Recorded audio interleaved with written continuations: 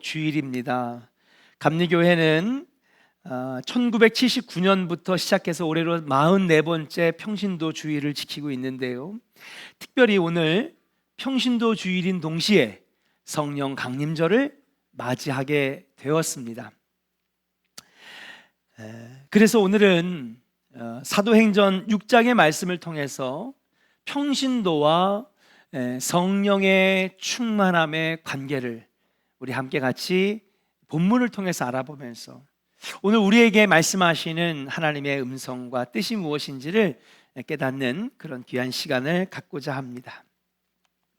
사도행전은 오순절 마가의 다락방에 성령이 임하신 뒤에 교회와 성도들이 어떻게 변화되어 가는지를 그려낸 책이 바로 사도행전입니다.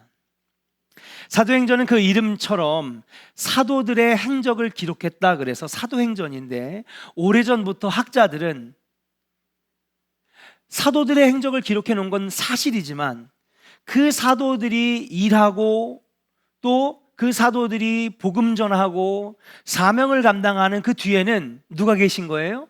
성령님이 계셨다는 거예요. 말씀을 읽어보니 사도행전에 나오는 모든 인물들이 다 성령에 충만하여 성령의 능력받아 권능받아 다 성령을 받은 사람들이었다라는 것입니다. 그래서 오래전부터 학자들은 사도행전의 이름을 바꾸자. 뭐로요? 성령행전이라고 바꾸자. 성령의 행전이라고 바꾸자. 성령이 임하신 뒤에 처음으로 변화된 사람들이 누구였느냐? 바로 예수님과 함께했던 12명의 제자들이 먼저 변화됐습니다. 예수께서 이리저리 끌려다니며 모욕당하시고 십자가에 달리실 때는요, 여러분, 제자들이 다 도망가고 그들의 입에서는 나는 예수님을 모릅니다, 나는 주님의 제자가 아닙니다, 다 고향으로 도망가고 뿔뿔이 흩어졌어요. 그런데 그들에게 주님께서 약속하신 보혜사 성령님을 기다리다가 마가의 다락방에서 성령을 체험하니까 먼저 제자들이 완전하게 변화가 되었다는 사실이에요. 곧 제자가 사도가 되는 역사가 일어났습니다. 한번 따라합시다. 제자가 사도가 되었습니다. 할렐루야. 예, 제자였던, 따라다니던 자에서 이제는 뭐예요? 능동적이고 주체적이고 주님의 일들을 찾아서 감당하는 사도가 되었다라고 하는 사실이에요. 이에 대해 사도행전 5장 41절은 이렇게 증언하고 있습니다. 같이 한번 스크린을 보면서 읽어볼까요? 시작!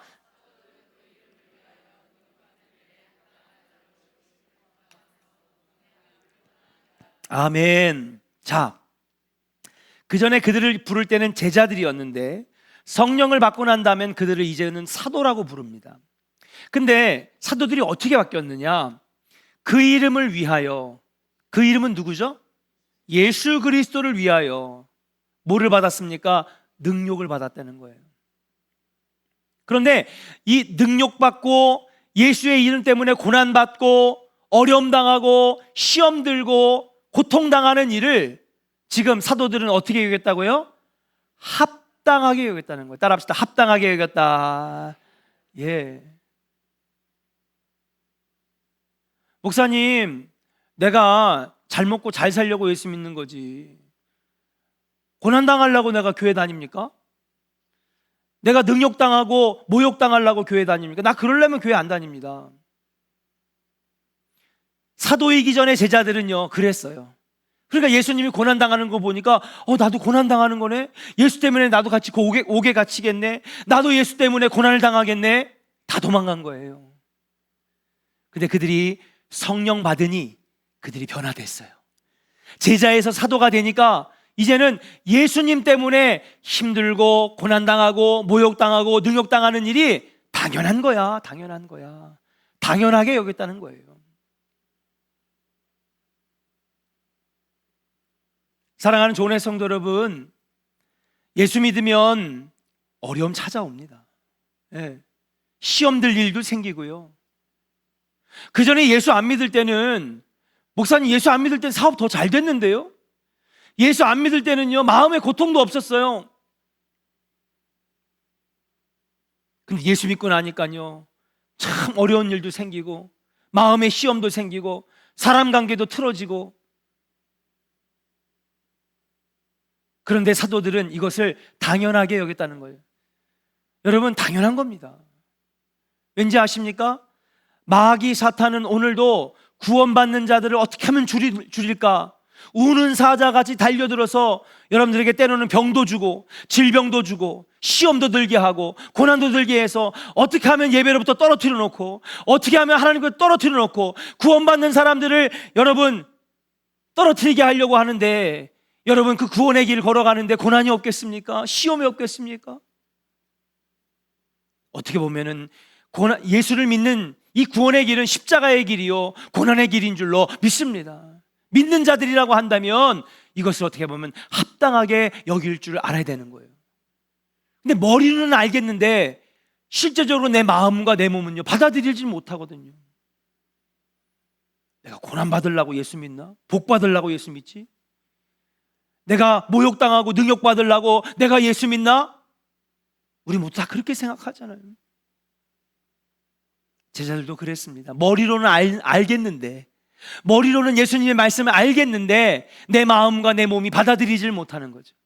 근데 그들이 달라졌어요. 뭐가 임할 때에? 마가의 다락방에 성령이 임할 때에, 그전에는 피하고 싶고 하기 싫고 벗어나고 싶었던 그 고난과 모욕과 능욕이 이제는 당연한 것처럼 여겨졌다. 오히려 그것이 기뻐하게 되었다. 아, 내가 정말 살아있는 그리스도구나. 내가 신앙생활을 제대로 하고 있구나.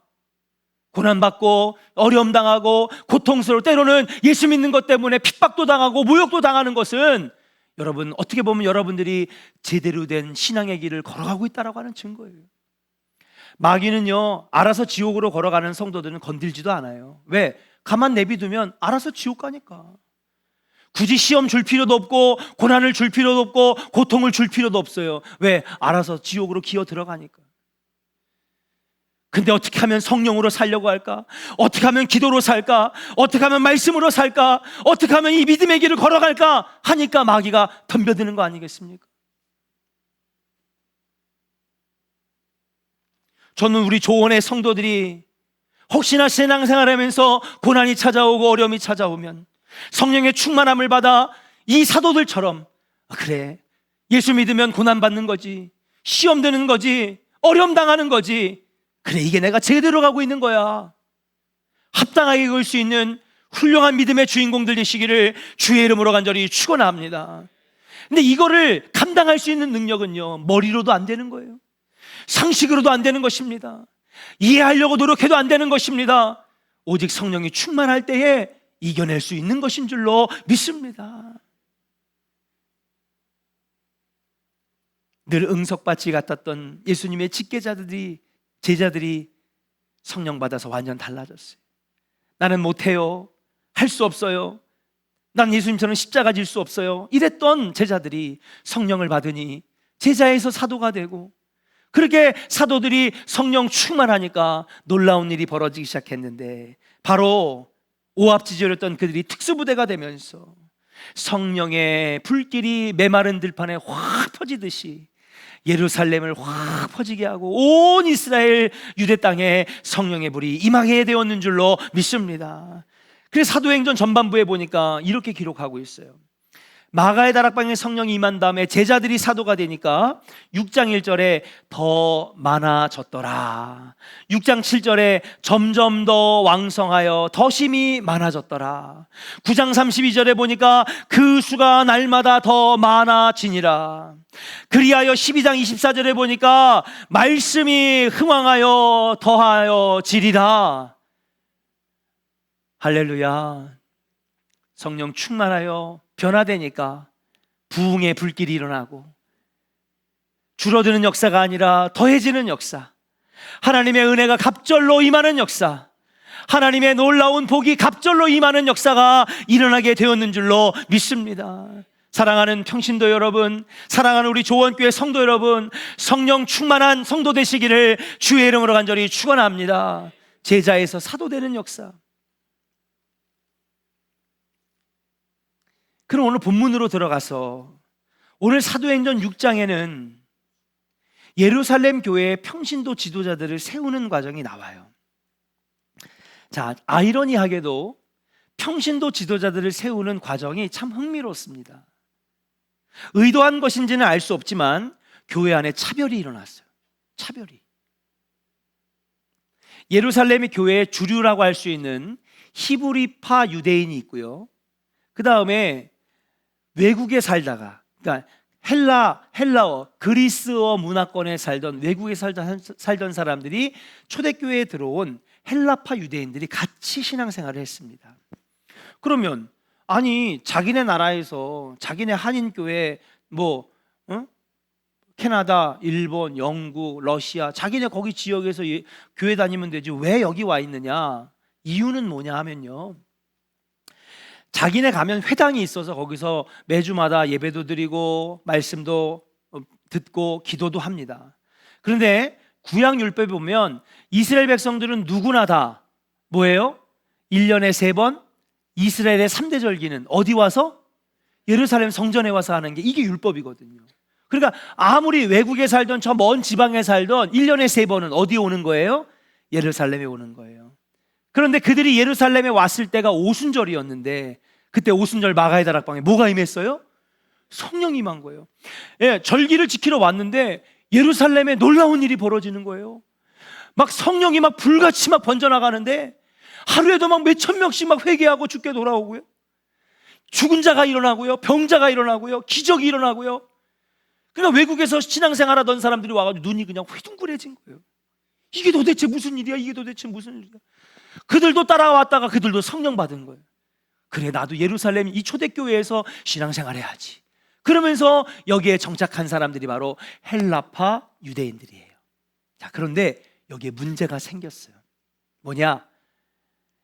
교인의 수를 알 수 없지만 수만 명에서 수십만 명의 성도들이 초대교회에 만들어진 거예요. 네. 그러니까 당연히 과부의 수도 많아졌습니다. 그런데 지금은 홀로 되신 분들이 우리 교회도 많은데 지금은 그래도 직장 생활도 할 수 있고 또 사회적인 활동도 할 수 있고 그래서 훌륭하게 자녀도 키우시고 그렇게 가정을 잘 꾸리시는 분들도 많이 계세요. 그러나 이 당시에는요, 고아와 과부는요 아무것도 할 수 없는 말 그대로 사회의 저 맨 밑에 있는 약자였어요. 일도 할 수 없었고 수입도 없었고, 그러니까 이들의 생계 수단은 뭐냐? 누군가가 구제를 해줘야지 살아갈 수 있는 거예요. 구제를 해줘야지 살아갈 수 있는 거예요. 그래서 초대교회가 야, 그럼 우리가 하나님 말씀대로 구제와 봉사에 앞장서자 그러면서 과부들에게도 구제를 한 거죠. 매일매일 먹을 것을 주고 양식을 주고 자녀들을 가리키고 그런 구제 활동을 하는데 문제가 터졌어요. 뭐냐? 히브리파 유대인들의 과부들은 매일매일 구제품을 받았는데 외국에서 오거나 타지에서 온 헬라파 유대인들은요 이 구제품을 못 받는 거예요. 제때제때 못 받으니까 불평이 난 거죠. 불평이 점점 늘어나니까 여러분, 남자들도 나서가지고 헬라파 유대인들이 사도들이요, 이럴 수가 있습니까? 아니 예수님 사랑 외친다면서, 하나님은 사랑이시라 그러면서 어떻게 차별할 수 있습니까? 교회가 막 술렁이기 시작한 거예요. 성령의 역사가 나타나면서 옆에서는 지금 문제가 생긴 거예요. 이 뜨거웠던 교회에도 문제는 있었어요. 여러분, 교회에 문제 없는 교회는 없어요. 늘 제가 얘기하잖아요. 성도가 100명이면 그 교회의 문제는 100가지. 그러면 성도가 1000명이면 그 교회의 문제는 1000가지. 여긴 대답들도 안 하셔. 문제가 너무 많아서 셀 수가 없어서 그러신 거예요? 여러분, 이 뜨거웠던 교회에도 문제가 있었다니까요.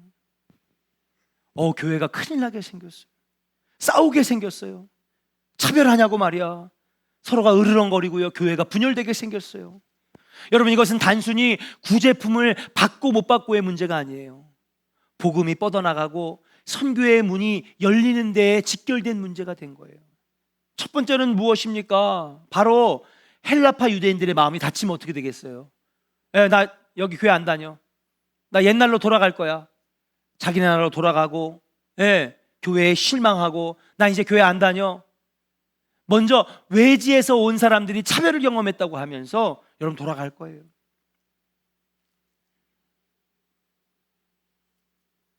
그래서 외지인들과 현지인들, 다시 말하면 오늘날로 말하면 이 교회에 오랫동안 개척 초기부터 다녔던 사람하고 이제 예수 믿은 지 교회 나온 지 6개월, 5개월, 1년, 2년 얼마 안 된 성도들하고 갈등이 생겨가지고 교회가 사분오열되게 되었다라고 하는 것, 이것이 소문이라도 나면 여러분 선교에 얼마나 악영향을 끼치겠어요.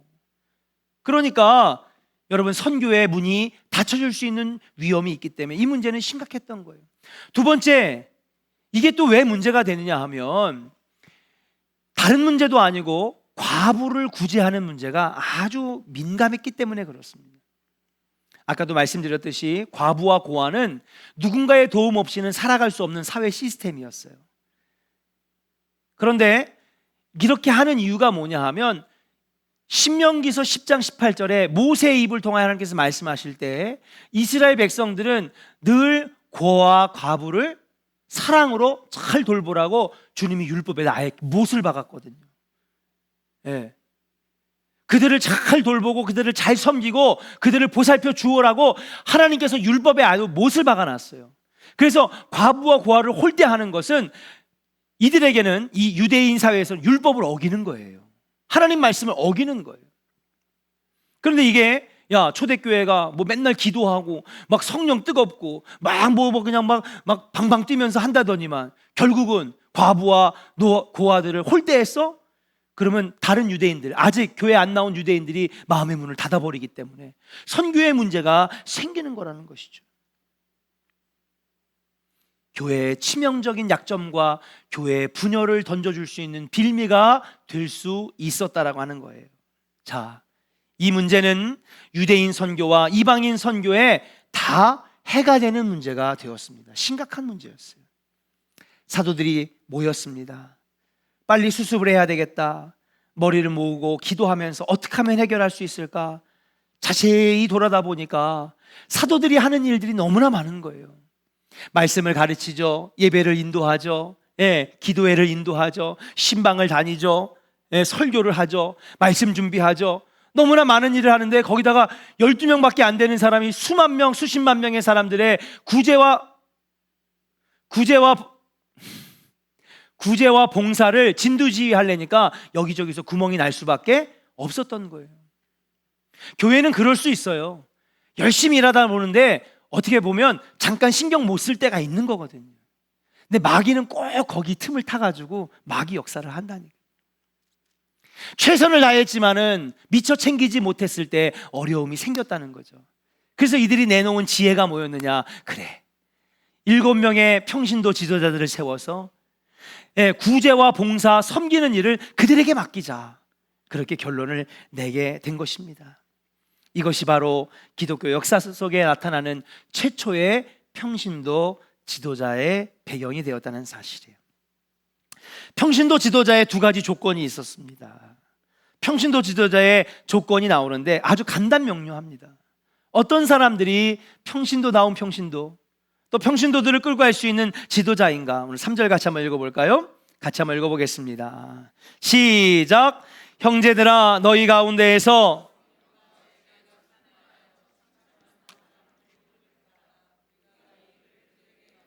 아멘. 따라합시다. 성령과 지혜가 충만하여 칭찬받는 사람. 아주 명료했습니다. 여기서 말하는 칭찬받는 사람들을 헬라어 성경으로 보면 마르투레오라고 썼는데 이 단어는 어떤 단어냐? 입증된 사람, 인정받는 사람이에요. 그러니까 여러분, 교회에서 인정받는 사람, 하나님이 인정해 주시는 사람은 어떤 기준을 가지고 있느냐? 공부 많이 했다고 인정받는 게 아니에요. 교회에서는 돈이 많고 재산이 많다고 해서 하나님이 인정해 주시는 게 아니에요. 교회는 어떤 사람이 인정받아요? 성령과 지혜가 충만한 사람들이 하나님께 인정받고 성도들에게 인정받는 것이죠. 세상에 나가면은요, 공부 많이 한 사람 인정받습니다. 재산, 돈이 많은 사람 인정받아요. 도의원 몇 번씩 지내고 국회의원 한 사람 인정받습니다. 사회적 지위와 명성이 있는 사람들이 여러분 인정받아요. 그러나 여러분, 교회에서는 그런 사람들이 인정받는 것이 아니라 누가 인정받는 거예요? 성령과 지혜가 충만한 사람들이 인정받는 것이다. 우리 조원교회가 앞으로도 많은 평신도 지도자들을 세워나갈 것입니다. 장로님들도 세워나갈 것입니다. 앞으로 우리 조원교회가 성령과 지혜로 충만하여 성도들에게 인정받고 하나님께 인정받는 사람들이 세워질 수 있기를 주님의 이름으로 간절히 축원합니다. 그러면 성령 충만한 사람은 어떤 사람입니까? 지혜가 충만한 사람은 어떤 사람입니까? 성령 충만한 사람은 따라합시다. 자기의 의를 앞세우지 않는 사람입니다. 네, 성령이 먼저 충만히 임해야 여러분 일곱 집사처럼 사도처럼 교회를 변화시키고 세상을 변화시키고 영혼을 구원하는 능력의 일꾼들이 되는데, 이 성령 충만을 받으려면 어떻게 해야 되느냐? 자기의 의를 내세우지 않는 사람이라는 거예요. 성령 충만은요, 자기 부정에서 시작하고 자기를 부인하는 데서 시작하고 자기의 죄를 회개하는 데서부터 성령의 충만이 시작되는 줄로 믿습니다. 교만한 사람에게 성령이 아니에요. 자신의 안에 자아와 고집으로 똘똘 뭉친 사람에게는 절대로 성령이 임하지 않아요. 그러나 주님, 저는 연약합니다. 저는 죄인입니다. 저는 부족합니다. 나의 죄를 용서하여 주시옵소서. 회개하고 자복하는 사람에게 제일 첫 번째로 나타나는 은혜가 뭔지 알아요? 성령의 기름 부으심이라는 사실이에요. 자, 컵이 이렇게 있어요. 컵이 있는데 여기에 이 수건을 갖다 꽉 낀 다음에 물을 담는 거랑 이거 빼놓고 물을 담는 거랑 어느 게 더 물을 많이 담을 수 있어요? 예? 빼고 담아야 여기가 물이 가득 담기고 가장 많이 담길 수 있는 것이죠. 마찬가지입니다. 우리 안에 아집과 고집과 교만함과 세상의 육체의 정욕과 이생의 자랑으로 가득 차 있으면 성령이 들어올 틈이 없는 거예요. 그러나 주님, 나는 죄인입니다. 나를 용서하여 주시옵소서. 내 안에 육체의 정욕은 줄어들고 하나님의 임재가 내 안에 임하기를 원합니다. 날마다 회개하고 자복하는 영혼에게는 제일 먼저 나타나는 은혜가 뭐냐? 성령의 기름 부으심이라고 하는 사실. 성령이 충만하게 임할 때에 그들은 여러분 권능을 받아 놀라운 능력의 증인들이 될 수 있다라고 하는 사실이에요. 그래서 여러분 내 안에 것들이 비워지고 성령이 충만해지니까 여러분 나타나는 두 번째 효과가 있는데, 그것이 뭐냐? 겸손해진다는 사실이에요. 성령 충만한 사람, 은혜 받은 사람들은 나타나는 은혜의 증거가 있는데 겸손해집니다. 근데 겉으로는 성령의 사람인 것처럼 생색하고 겉으로는 성령 충만한 것처럼 그렇게 모양은 가지고 있지만 교만하고 잘난 척하고 다른 사람들을 멸시하고 무시한다면 그 사람은 성령의 사람이 아니에요. 진짜 성령 충만한 사람, 성령의 기름 부음 받은 사람은 겸손합니다. 시간이 지날수록 더 고개가 숙여집니다. 다른 사람들을 업신여기거나 멸시하지 않습니다. 사랑하는 조은의 성도 여러분, 우리 조은의 성도들이 오늘 말씀처럼 성령이 충만하여져서 여러분 권능을 받고 겸손하여지고 여러분 나를 내세우기보다는 예수님을 자랑하는 은혜 백성들 되시기를 주의 이름으로 간절히 축원합니다. 두 번째로 지혜가 충만한 사람들이 세워졌다 그랬어요. 따라합시다. 지혜가 충만한 사람은 말과 행실이 깊은 사람입니다. 할렐루야. 잠언서 9장 1절에 보니까 집을 짓고 기둥을 다듬는 것이 지혜라 그랬습니다. 또 예레미야 51장 15절에 보니까 여호와께서 지혜로 세계를 세우셨다 그랬어요. 구약 성경에서 말하는 하나님이 주시는 지혜, 하나님이 주시는 지혜는 뭐냐 하면요, 세워가는 거예요. 따라합시다. 지혜의 특징은 세워가는 것입니다. 네. 진짜 지혜로운 사람은요, 세워가고 만들어가고 이루어져 가는 거예요. 근데 겉으로 보면 되게 똑똑해. 야, 정말 머리가 비상하게 돌아가고 참 똑똑해요. 그러니까 우리가 볼 때는 야, 저 사람 되게 똑똑하니까 지혜롭겠다. 그건 착각이에요. 머리가 잘 돌아가고 일머리가 있고, 예, 머리는 참 비상한데 그 좋은 머리를 가지고, 돌아가는 머리를 가지고 여러분 자꾸 무너뜨리고 망가뜨리고 쓰러지게 만들면 그건 지혜가 아니에요. 지혜는 어떤 특징이 있냐면요, 안 되는 걸 되게 하고 무너진 데를 다시 세우고 불가능한 것들을 만들어가는, 자꾸 세워가고 만들어가는 것이 하나님이 주신 지혜인 줄로 믿습니다. 그러니까 머리 잘 돌아가는 거하고 똑똑한 거하고 지혜로운 거하고는 완전히 다른 거예요. 저는 우리 조원의 성도들이 머리 똑똑한 성도가 아니라 지혜로운 성도 되기를 주의 이름으로 간절히 축원합니다. 사역자들 중에서도 그런 사람이 있어요. 머리가 비상해, 머리가 잘 돌아가. 근데 뒤에 가가지고요, 성도들하고 꿍짝하면서 교회 비난하고 교회 욕하고, 자꾸 교회를 무너뜨리고. 머리는 너무나 좋아요. 근데 그 비상한 머리로 자꾸 부시고 넘어지고 쓰러뜨리고 무너뜨리면 그건 하나님 주신 지혜가 아니라는 거예요. 성령의 사람의 특징이 아니에요.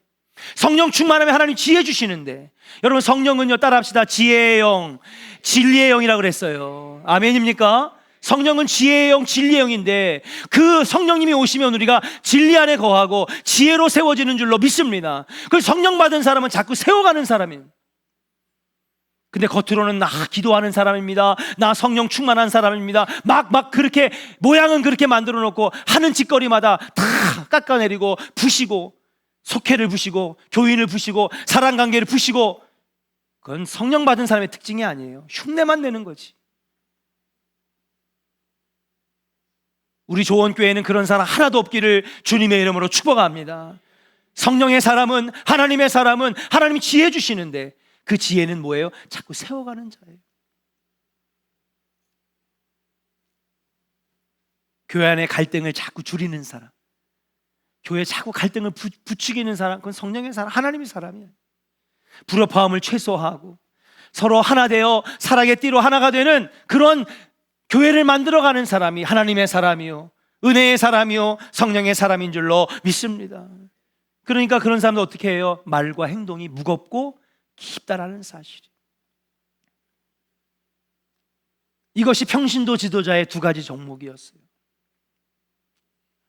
성경은 이런 조건에 부합하는 7명의 평신도를 세웠는데 그들의 이름이 뭐예요? 스데반, 빌립, 브로고로, 니가노르, 디몬, 바네바, 바메나, 그리고 마지막엔 니골라예요. 니골라는 뺄게요. 왜요? 마지막에 이단이 됐거든요. 그리고 교회를 핍박하는 자가 됐어요. 7집사 중에서. 그리고 결론의 말씀을 드립니다. 자, 성령의 충만함이 사도들에게만 임한 것이 아니었어요. 그렇죠? 제자들에게만 임한 것이 아니라 오늘 보니까 평신도들에게도 임했다라고 하는 사실입니다. 그래서 처음엔 제자들이 성령 받아 여러분 사도가 될 때에 초대교회가 놀랍도록 부흥의 물결이 일어나서 점점 더 왕성하여졌더라. 그 수가 많아졌더라. 교회가 흥황하고 말씀이 왕성하여 더 부흥하여졌더라. 그런데 이제는 평신도 지도들도 성령의 충만함을 받았더니 이제는요, 더 큰 부흥을 맞이하게 되었다라고 하는 사실이에요. 그래서 오늘 7절 말씀을 한번 같이 읽어보겠습니다.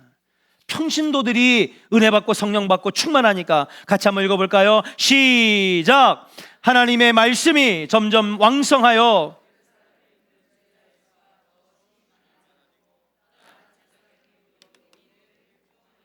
아멘. 자, 그전에도 말씀이 풍성했지만 평신도 지도자들을 잘 세우니까 말씀이 더 왕성해졌다는 거예요. 마찬가지입니다. 담임 목사가 말씀에 집중할 수 있도록 이 교회의 사역을 아름다운 여러분들이 함께 나눠준다면 여러분 교회는 잘 될 수밖에 없는 거예요. 교회가 복을 받고 교회가 성령 충만하면 여러분 가정도 복을 받고, 교회가 성령 충만하니 그 안에서 신앙생활하는 여러분들은 그 신앙생활이 행복하고 기쁠 수밖에 없는 줄로 믿습니다. 평신도 잘 세웠더니 교회가 날마다 말씀이 더 왕성해지는 거예요. 제가 그래서 요즘 기뻐요. 전도팀이 열심히 하고요, 새벽기도 찬양도 안 쓰고요, 성가대가 그냥 뜨겁게 찬양하고요. 아멘 빨리 해요 성가대. 참 오늘 안 맞네 손발이.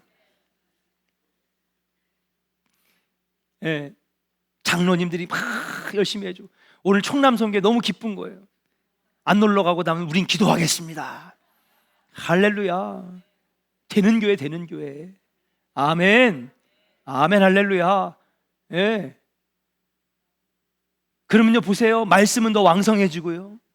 오늘 보니까 제자가 사도 되었을 때도 놀라운 일이 일어났지만, 오늘 보니까 제자의 수가 더 많아지고, 심지어는요, 예수를 부인했던 허다한 제사장의 무리들도 예수의 도 앞에 복종했다는 거예요. 다 쓰러진 거예요, 그들이. 예수의 복. 잘 세운 평신도 지도자, 여러분 10명의 목회자 부럽지 않습니다. 저는 우리 조원교회 성도들이, 평신도들이 성령 충만하고 지혜 충만하였어. 하나님 나라를 세워가는데 귀하게 쓰임받다가 하늘나라에 올라가서 영광의 면류관을 다 받는 은혜의 성도들, 은혜의 평신도들이 되기를 주님의 이름으로 간절히 축원합니다. 그때부터 놀라운 일들이 일어나게 됐는데, 자, 오늘 2개의 본문 짧게 합니다. 주목해 봅니다. 첫 번째, 스데반에 대한 본문을 우리가 읽었어요. 그죠? 그래서 오늘 본문이 좀 길었습니다. 스데반에 대한 증언이고, 하나는 빌립에 대한 평신도 지대의 증언인데, 먼저 스데반과 빌립, 이 7 집사들을 세운 원래 목적은 뭐였어요? 예? 장로님 뭐라고요?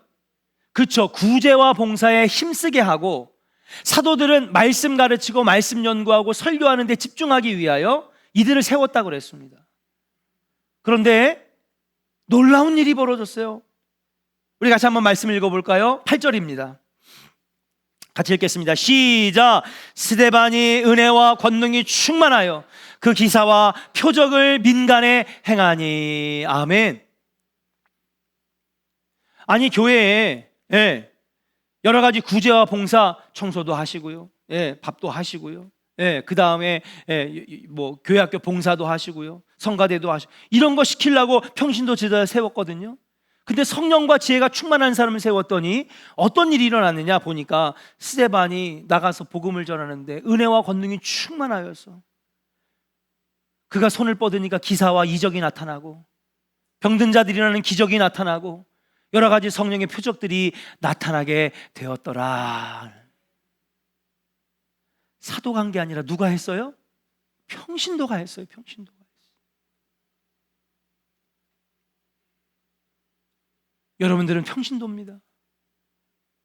여러분들도 성령 충만하고 은혜 충만하고 하나님의 영으로 지혜가 충만하면 여러분 손끝에서 놀라운 기적이 일어나고, 여러분들이 하는 사역에서 기사와 표적과 이적이 나타나고 놀라운 기적들이 일어나게 될 줄로 믿습니다. 그럼 목회자만 하는 게 아닙니다.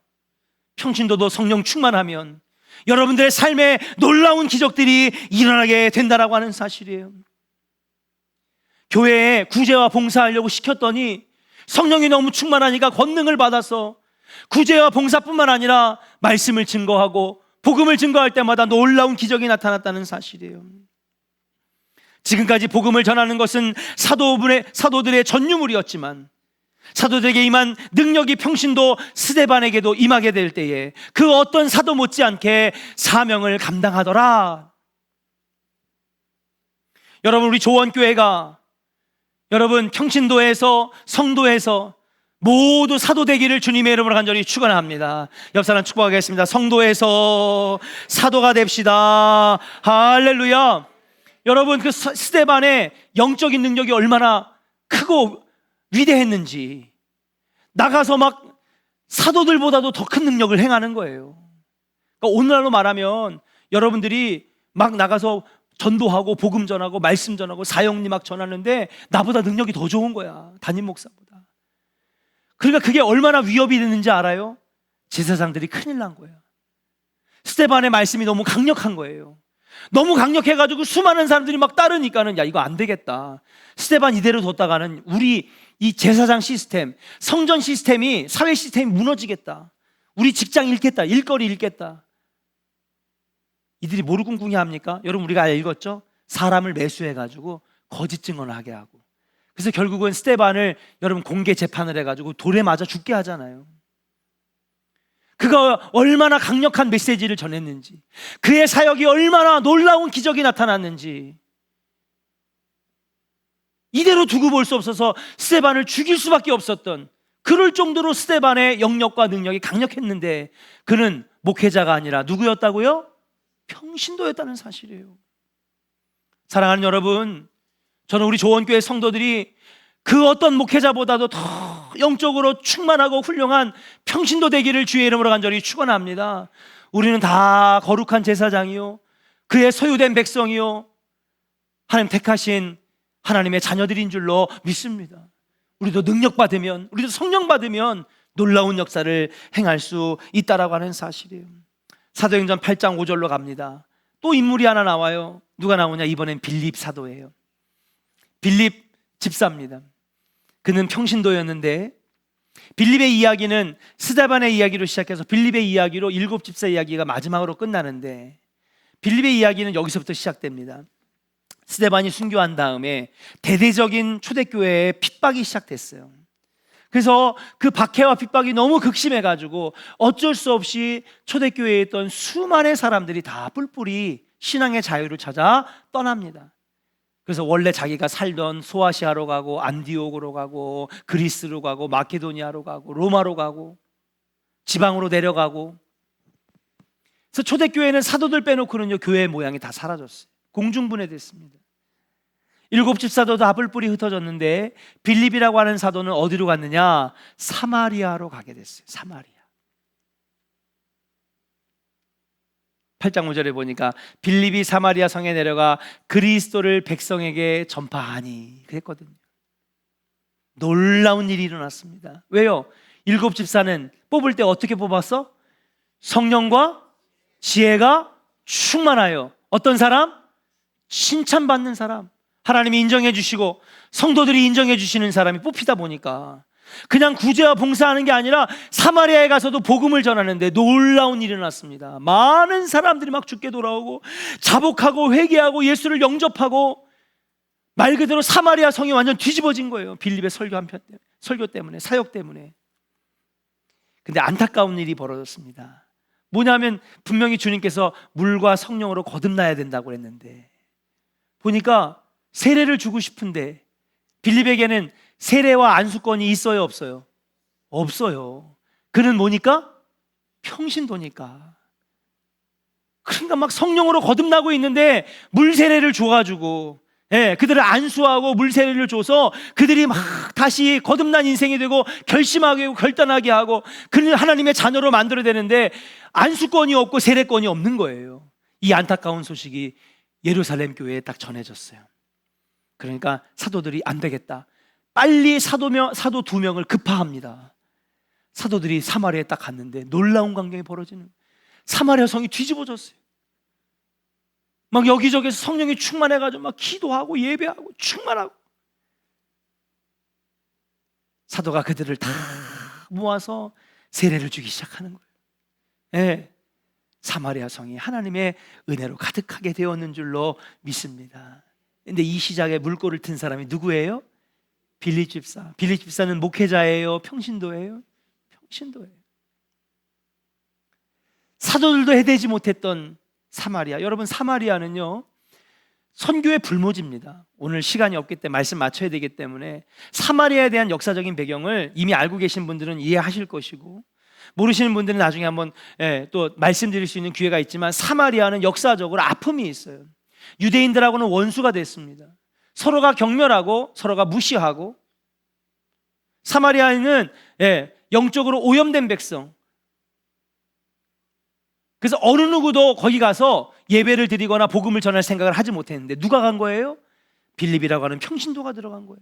사도들도 해내지 못하는 선교의 불모지에 가서 빌립이 말씀을 증거할 때 선교의 문이 열리고 복음의 문이 열리고 구원의 문이 열려지게 되었는 줄로 믿습니다.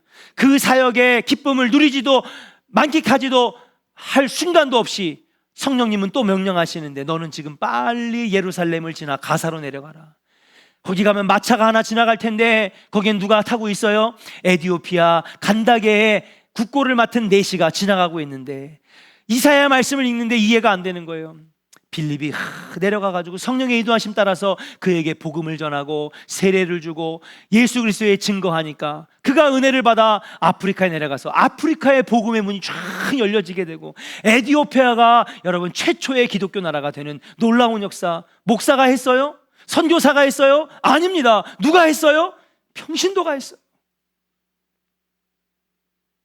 우리 좋은 교회 평신도들도 성령 충만하고 하나님의 영으로 지혜가 충만하면 스데반처럼 빌립처럼 쓰임받는 성도들이 되게 될 줄로 믿습니다. 성령 충만하면 살고 성령이 떠나가면 죽는 거예요. 그리고 이 성령 충만은 기도하는 자에게 임하는 줄로 믿습니다. 말씀을 마칩니다. 평신도라고 하는 단어는 마치 성직자보다는 아래 단계에 있는 낮은 계급을 의미하는 것처럼 들려요. 절대 그렇지 않습니다. 평신도는 위대합니다. 모자란 목회자 10명보다 성령 충만한 평신도 하나가 세상을 바꾸는 것입니다. 스데반처럼 빌립처럼 놀라운 능력의 말씀을 증거하고 선교에 앞장설 때에 성이 뒤집어지고 교회가 뒤집어지고 한 대륙의 선교의 문이 열려지는 놀라운 역사가 평신도들에게서부터 시작되게 되었다는 사실이죠. 코로나가 끝나가고 있습니다. 그러나 우리는 아직도 영적인 어려움을 겪고 있습니다. 교회는 더 이상 사람들의 관심사가 아닙니다. 이럴 때 교회가 교회되게 되는 방법, 다시 영혼 구원과 선교의 문이 열려지는 놀라운 역사는 목사 한 명으로는 할 수 없습니다. 여러분들이 성령 충만하고 지혜가 충만하고 은혜가 충만하면 다시 주님의 나라를 세울 수 있고 주님의 사명을 감당할 수 있을 줄로 믿고, 우리 조원의 모든 성도들이 스데반과 빌립같이 성령 충만하고 지혜 충만하여 쓰임받는 우리 조원의 성도들 되시기를 주님의 이름으로 간절히 축원합니다.